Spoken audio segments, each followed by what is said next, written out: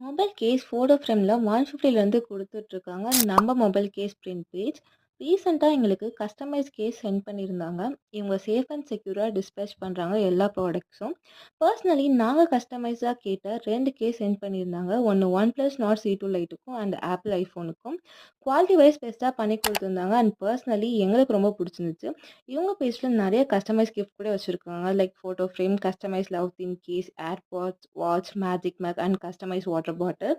So நீங்களும் உங்க loved ஒன்ஸுக்கு gift பண்ணணும்னு நெனச்சீங்கன்னா, கண்டிப்பா அந்த பேஜுக்கு ஃபாலோ பண்ணி டிஎம் பண்ணுங்க. ஸோ இந்த மாதிரி வீடியோஸ் பார்க்க மறக்காம பேஜ் ஃபாலோ பண்ணிக்கோங்க.